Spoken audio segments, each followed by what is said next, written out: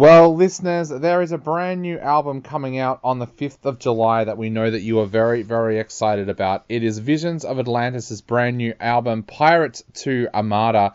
And we thought today we would actually get one of the members of the band on the show to chat about this amazing new album. Welcome to the program, Michelle. Hey, thank you for inviting us. How are you doing?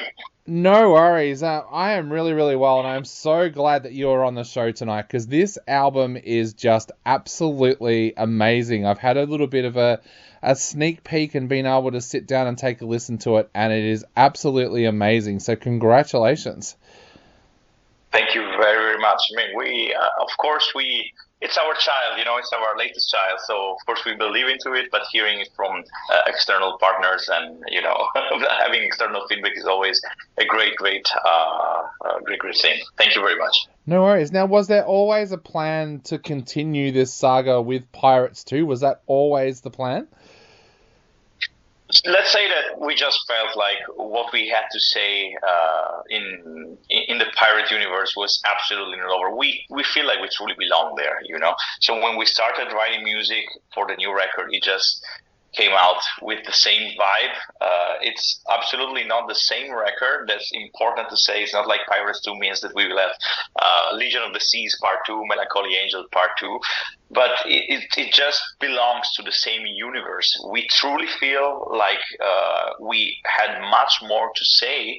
And what I'm often telling is that basically if you scramble the track list of Pirates 1 and Pirates 2, you would still find yourself with a wonderful record, no matter which song from which record you put, in the track list of what you are, in your playlist, I would say. Yeah. So that's the reason why it needed to be called Pirates 2 in a way. Just imagine that there are 12 new songs that could have totally came out together with Pirates 1, but are absolutely not the same song that we already released, So it's different rhythms, different vibe, different melodies, different...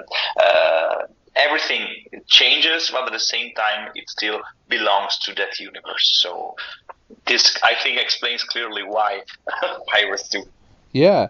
Now, you said that you felt like you had more that you wanted to say for this universe. So what was the early days like when you first sat down to start working on the tracks for this new album? What was that like, seeing that you knew you had more that you wanted to say? No, but that's the thing, it's not like we have sessions in which we sit down and we write for a week or 2 weeks and then we have the album ready. We constantly write.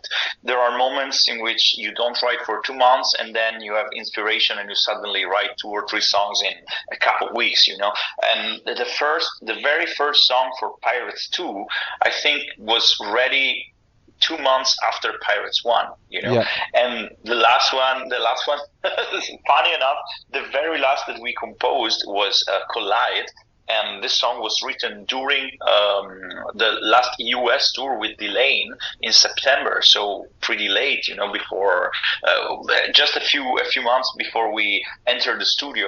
So it's not a process that happens in a couple weeks. It's something that just evolves. And when we started writing, of course, we were completely in the mood of Pirates, but then it just went on in the same way, and songs came out in a way that was just a continuity, a continuation of what we were doing with Pirates, and it feels so natural. It just feels so natural. Yeah, so it's interesting. You were mentioning there that you wrote Collide while you were in the US. A lot of artists out there say that they can't write when they're on the road and when they're touring. Do you find that easy to write when you're on the road? So technically no, because you are in a cramped tour bus, so you have your own little sound card to record with, and I have to I borrowed the guitar from Dushi to write the guitar parts, I remember, and I borrowed the bass from Herbert, so I have to arrange, to find some solutions, to logistic plans to record a song. But I always carry a microphone with me because we really never know when an idea pops up in your mind. And I'm like this, when I have an idea, I need to settle down and put it down. Otherwise, it's not that I fear to lose it, but it's just that inspiration comes in a certain moment, and I believe that it's important to follow the momentum to write stuff. Now, going right back to when you first started working on Pirates, the first album, where did the interest in Pirates come from for you? Was there something that you read or that you saw that kind of sparked that interest, or has it always been there for you for your whole life? So that's a funny story. Let's say that when Clemmy joined Visions of Atlantis, it was 2013, 2014. I was not even in the band, but I've heard the story so much that I feel like I was basically. She immediately wanted to go all in with the pirate team because Visions of Atlantis, since the moment in which she joined, always had this, flirting ongoing with the ocean, with the seas, with traveling. And who are, the travelers of the ocean? Who are the explorers of the ocean? Who are the free spirits who sail the ocean? Of course, it's pirates, And if you think of it, in The Deep in the Dark, the record from 2018, there are songs called The Silent Mutiny. There is this video of The Deep in the Dark itself, which has the pirate crew of Yemeni's privateers appearing in the video. So it's not something that was not there before. But somehow there was skepticism to go all in and to present ourselves as pirates. Then, during the recording of Pirates 1, we changed producer, and the new producer, Felix, who is still the producer of Visions of Atlantis right now, he was like, guys, what are you doing? Like, you clearly are pirates. Just show it to the world. This will be so genuine, so real, so consistent with what you're doing. And at the end of the day, we decided to take this leap of faith to do it, and it definitely turned out properly. It turned out in a nice way. So it was always there. It was never embraced 100%. Then we did, when even from the person that we trust the most, because Felix is basically, it's a sixth Visions of Atlantis right now, and hearing him saying these words just gave us the drive to take the step. Now, I wanted to talk to you about a few of the tracks on this album, because one of the things I felt with this album was that there's such emotion that kind of wells up in you as you're listening to this album. So the first track I wanted to talk to you about is the very, very beautiful Underwater. What does that track mean to you? So Underwater, Clemmy always had her own ballad in every record of VOA. Since she's in every record, in The Deep and Dark there was The Last Home. In Wonders there was the title track Wonders itself. In Pirates there was Heal the Scars. And at a certain point, I remember that I sat down and I told myself, okay, this time I want to make something special for her. So there is some emotional connection here between Clemmy and I have to say. And I wanted to find the perfect key. I wanted to find the perfect melodies to enhance her vocal skills.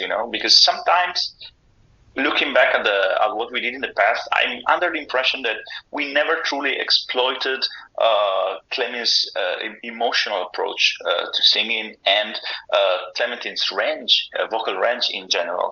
Underwater, to me, is a perfect. It's a perfect song to showcase everything that Clemmy is, both emotionally and vocally as a singer.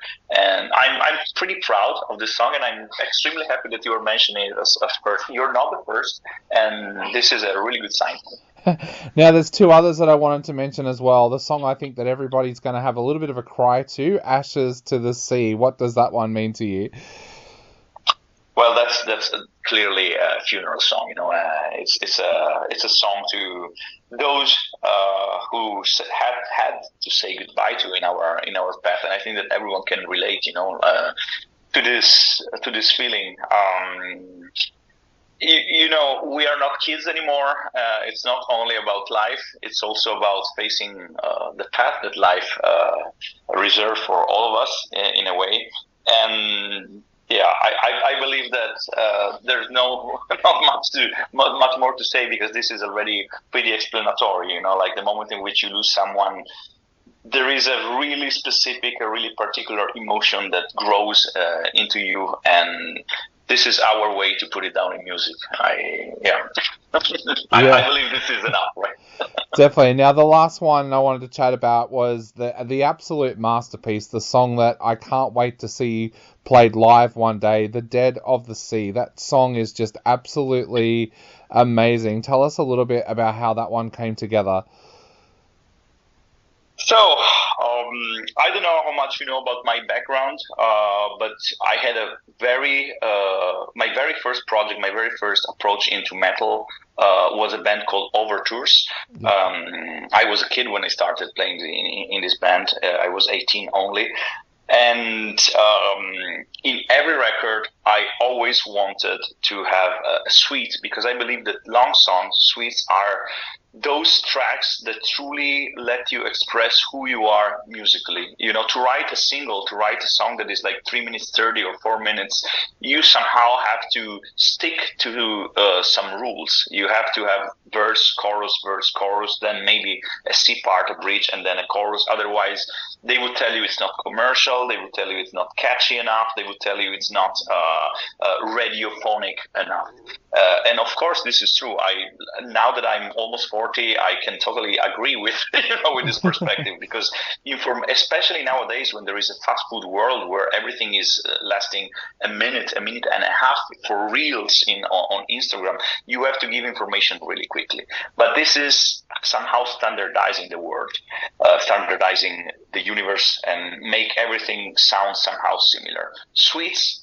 With long songs, you can break these rules, but you have to be bold to allow yourself to present yourself into this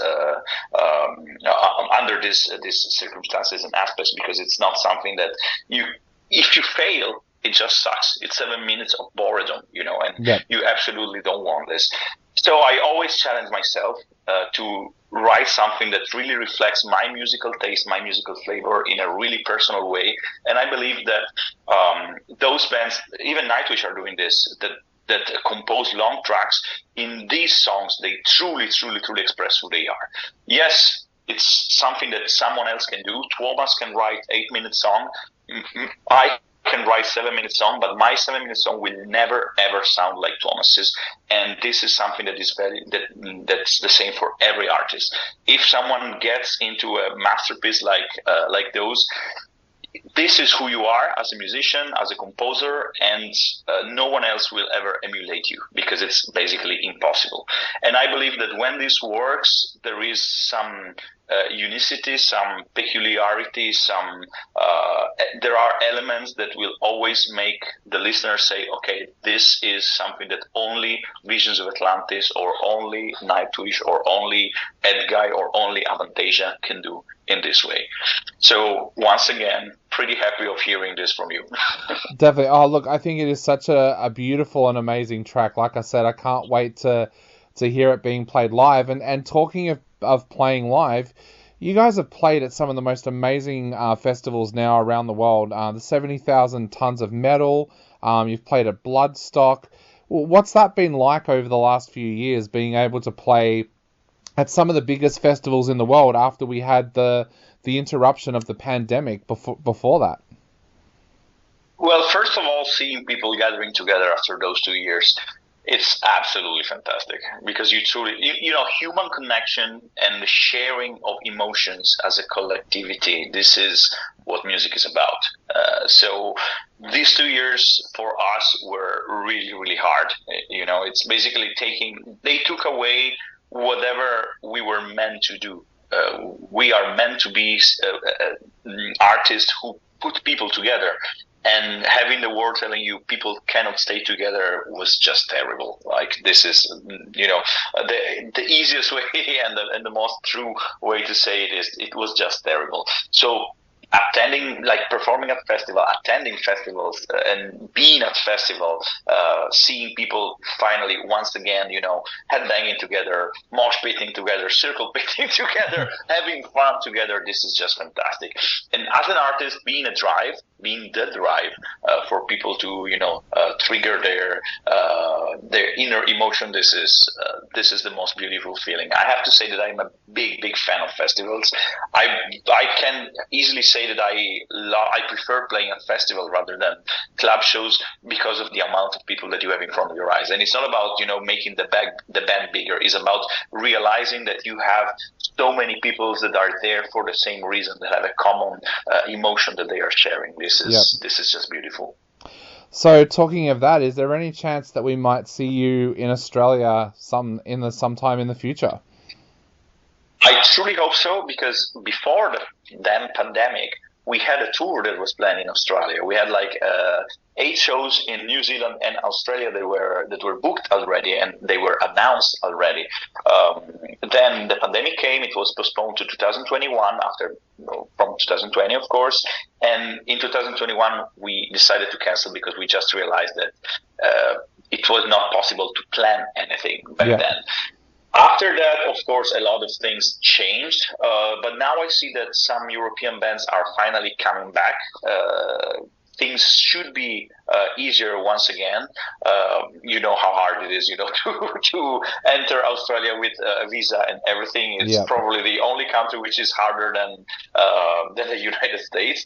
But I believe that this is something that will work out. In that, if it's not going to be in 2025, it's going to be 2026. But within the next 2 years, I believe we will make it to finally come and make the tour happen. Awesome. Well, we cannot wait. But to finish off the interview tonight, what would you like to say to people out there who are about to listen to Pirates to Armada on the 5th of July? Well, be prepared for a journey. This is what I want to say. It's not a record that you just, put in the background and you listen in the background. It's a real adventure. We are even calling our upcoming European tour a cinematic live experience. We're not promoting as a European tour, but as a cinematic live experience, because I believe that more and more in the last years we have come closer to movies, to cinema.